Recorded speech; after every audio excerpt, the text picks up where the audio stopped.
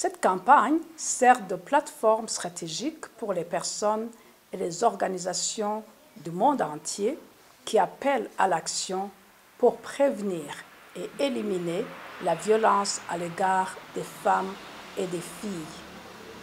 C'est un appel lancé tant aux populations qu'à la communauté internationale pour agir de concert en vue d'accroître la prise de conscience, renforcer les efforts de sensibilisation et partager les connaissances et les expériences ainsi que les approches novatrices. Dans le contexte spécifique du Burundi, de 2010 à 2020, les chiffres recueillis sur les 18 provinces du pays indiquent que 151 000 femmes et filles burundaises ont fait l'objet de violences basées sur le genre. Les experts et les observateurs avisés en matière diront que ce chiffre n'est en aucun cas exhaustif. Il ne renseigne que sur les violences physiques déclarées, notamment les violences sexuelles telles que le viol et d'autres violences physiques infligées aux femmes et aux filles. Il ne serait pas étonnant que ce chiffre ait fortement augmenté en cette année 2021 en raison notamment de la pandémie de Covid-19 dont la gestion laisse beaucoup à désirer.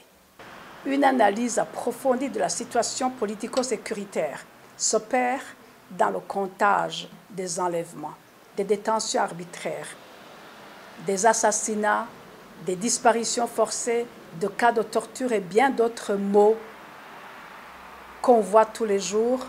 Cependant, on parle rarement de cette autre réalité qui fait la honte de notre peuple et de tout notre pays et que plus d'en choisissent d'ignorer ou de passer sous silence. Nous parlons ici de tous ces actes, ces paroles, ces faits et gestes qui affectent et détruisent la vie et la dignité de la femme burundaise.